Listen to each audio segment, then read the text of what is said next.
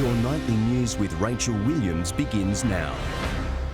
Good evening, everyone. A man has suffered serious head injuries after falling from the tray of a ute in Campbelltown early this morning. Police are urging the driver who left the scene to come forward. Our reporter Sean McComish has more. Police were called to this intersection in Campbelltown at around 1 this morning after a man was thrown from the tray of a ute. It's believed the car had just left the Campbelltown Football Club. It's travelled for a short distance before he's fallen from that tray and he's sustained a head injury. The 27-year-old from Baghdad was rushed to the Launceston General Hospital. Police want to speak with another man who was on the tray, as well as the driver. The car is described as a white four-wheel drive ute with tool or dog boxes. We don't have any clarity around what occurred or what led to the circumstances. I don't think it's unreasonable to think that the driver certainly may have been aware or was aware that he had two men in the back of the utility. Police say alcohol is likely a factor. It follows a similar incident in Hadspen last July that left another man seriously injured. In Tasmania, it's illegal to be unrestrained on a ute while on a public street. The man remains in hospital in a stable condition. Officers hope to interview him in the coming days. Hobart City councillors have been put on notice about declaring a conflict of interest. The move comes as council debates building a multi-storey car park in North Hobart. Lord Mayor Anna Reynolds has written to them, reminding them of their obligations under the Local Government Act. She says local residents have expressed concerns. I felt it was important to just remind people and reassure the community that we do have rules around declarations of interests. Council is expected to discuss the proposal at tomorrow night's meeting.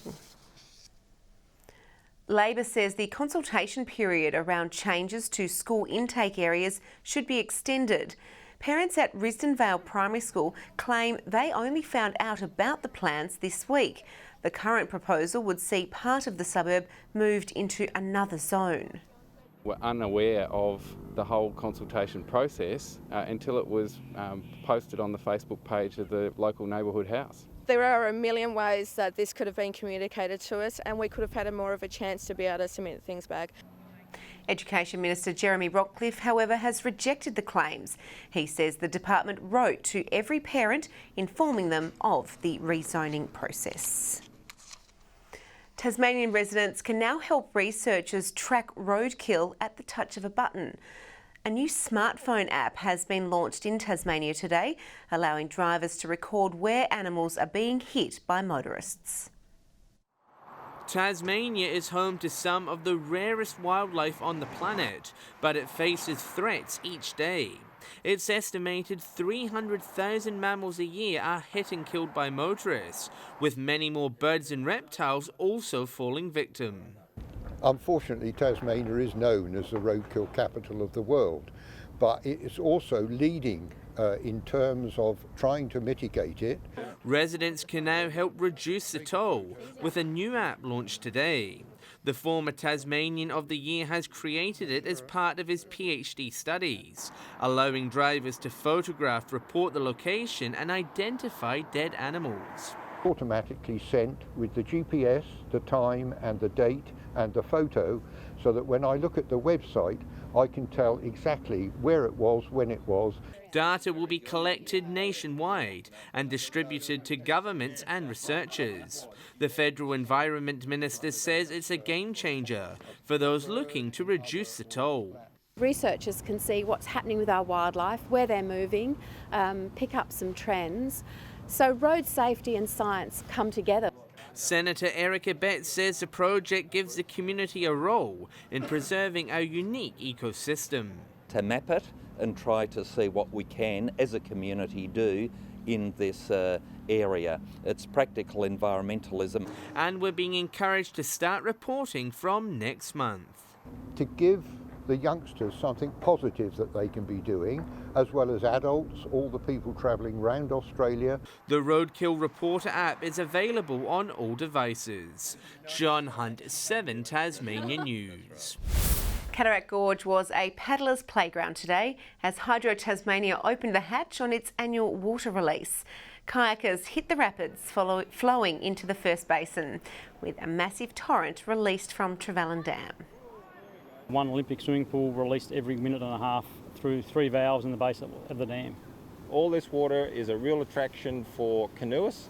It's a real opportunity to get out there and really enjoy yourself. Water release will happen in February. A fundraising first for multiple sclerosis in Launceston has been a runaway success. More than 370 people made their way to Invermay for the MS Walk and Fund Run.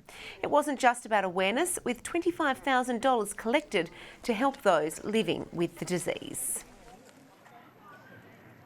And so that money will go to really important services, our employment programs, advisory, health and wellbeing, peer support, and they're the sorts of things that sit behind the person living with MS. Organisers are confident the event will return next year. Well, staying active and healthy was the focus of an expo in Hobart today. A number of organisations were on hand at the St Luke's event to deliver expert advice. Zumba and Pilates classes were held to give expo goers an insight into the ways people can stay fit. Local gyms also showcased their boxing and martial arts skills, taking part in a number of demonstrations. 80 teams and more than 1,000 young soccer players have returned to Northern Tasmania's annual junior soccer tournament. There was barely space free on the grounds at Churchill and Faulkner Park. Organisers say they'll need a third location next year. The popularity of the sport, more so than anything, it just continues to grow. You know, it's a great game for boys, girls, all abilities. The tournament is in its 29th year. Celebrations have continued for the North Launceston Football Club after the side claimed yet another TSL premiership yesterday. And coach Taylor Whitford says he's keen to continue on next year and build on the winning culture.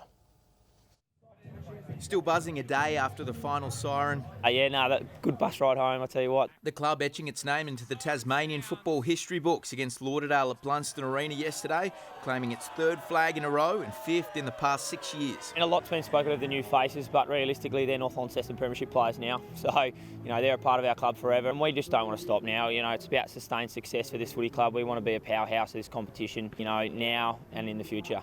With one of the most impressive football resumes in Tasmania now, Whitford says he's still committed to leading the club in 2020 at the very least. I want to be involved in this football club. I love this football club. We spend a lot of time, both me and the coaches and the players, investing time here, so there's no reason for me to leave at this stage.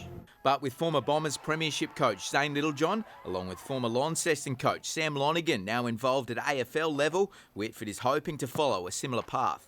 I do enjoy working with people, and I think that's what footy is at the moment. It's a people-based business, and you've got to get that right first and foremost. So, yes, I really do want to invest my time in coaching, and hopefully this is a stepping stone for me going forward. But for now, celebrations are set to continue into the foreseeable future. Well, he's one of the country's most exciting young motocross prospects, having claimed titles here at home and on the national stage. Now, Jett BURGESS-STEVENSON is ready to continue his rise in the sport at the upcoming Australian Championships. A lot's changed for the young speed machine in the past 12 months. It looks like he's grown about 2 foot, and so is his confidence. After claiming the 2017 Australian Junior title, the 14-year-old narrowly missed out on going back-to-back in 2018, finishing up in second during an injury-plagued year. The Team KTM rider is now keen to reclaim top spot on the podium, having stepped up into the 125cc class. I've been practicing a lot, and if I can get a good start and ride well and not get too carried away, I could really go well. We're pretty much injury-free, and he's been training well in the gym and riding well on the bike, and he's nice and relaxed. So all we need is that little bit of luck now. The highs are very, very high, and the lows are very, very low. There's not really much in the middle there. And at the moment, we're just trying to keep him more focused around the middle and not get too excited about the highs or too worried about any of the lows we've had. And the family will have a double chance at results, with Jett's 12-year-old sister RAYNE now old enough to compete in the female 85cc division. There's a girl that we've always kind of competed when I've gone up there and she's come down south, and my goal is to kind of beat her and come at least top 5 and try my hardest. And Mum TRAECY will be there every step of the way, whether the kids like it or not. Bit annoying, really helpful. and yeah, Could you do it without it? no way. Yeah, that's what I thought. The Australian Junior Championships begin in South Australia next Saturday. Meantime, Australia's best BMX racers have capped off a huge weekend of competition, with former Australian champion Brandon HIKO getting the better of Rio Olympian Bodie Turner in the men's superclass event during the sixth stage of the 2019 National Series at the Southern City BMX Club in Hobart. The nerves got the better of every rider. I was one of them as well, like just came through, hit the gate, but from there we just drag raced all the way to the first jump, and from there it kind of seeded us into our positions. While Queensland's KIANA BOTFIELD led from start to finish to claim the women's title. Practice, I was doing a few manuals, they weren't working out too well, so I was like, come racing, I'm just going to have to make sure my mindset's clear, do the best gate I can, just pedal and then pump the rest of the way. The weekend proving the perfect precursor to the 2020 BMX Australia National Championships, set to be held in Launceston next March. And finally in sport, Tasmanian Cameron Worth has continued his impressive 2019 season, taking out the Ironman Italy event in a personal best time of just under 7 hours and 47 minutes to finish 16 minutes ahead of his nearest rival. Worth will now prepare for the Kona World Championships in 3 weeks' time. And that is it for sport, Rach. I hope you're all recovered from the Collingwood loss last night. I'm not quite there yet. The sun came up this morning, didn't it? Thank you for that, Tom. Good evening, welcome back. 14 degrees today in Hobart, Launceston, Burnie and Devonport all reaching 13 degrees. Around Tasmania, 17 was the state's top temperature today at Friendly Beaches, 15 for St Helens and Campania, 14 degrees for Smithton, Fingal and on the Bass Strait Islands, 13 at Cressy, Lowhead, Wynyard and Bushy Park, with a top of 12 degrees for Scottsdale, Ouse and Strawn. On the charts, they show low cloud over most of the state, patchy through some parts. Further out, cooler air is producing low cloud over the Bight. Afternoon convective cloud has formed over the top end with patchy conditions over central parts, but pretty clear conditions elsewhere. Tomorrow, a high over South Australia dominates the country. A weak cold front trough persists through eastern Queensland. Westerly winds 15 to 20 knots, tending southwesterly from the west early and again in the afternoon, reaching 20 to 25 knots in the north later, with seas between 1 and 2 metres. Onto the forecast, 15 in showers in Hobart and Ouse, 14 for Dover, 16 in Launceston, 15 for Devonport, Scottsdale 14, showers throughout. Showers clearing through the west, 15 in Burnie, 13 for Strawn, with 14 the top at Stanley, with 15 degrees and showers for St Helens and Swansea, 14 degrees for Ross. Tuesday brings showers about the west, the Bass Strait Islands and also the far south. Showers for the west and the far south again on Wednesday, but fine elsewhere, with similar conditions expected again on Thursday. Taking a look now at your major centres around the country, 27 in Perth tomorrow, 16 for Adelaide, 15 in Melbourne and Canberra, sunny and 22 for Sydney, with a top of 31 for Brisbane and 29 with showers for Cairns. And Rach, it's still a little bit cloudy around the state tonight, 8 degrees in Hobart, 9 in Launceston and 10, but a clear night in Devonport. That's all from me. Wonderful. Thank you for that, Sam. Well, that's all your news for now. Have a great week. Thanks for joining us. Good night.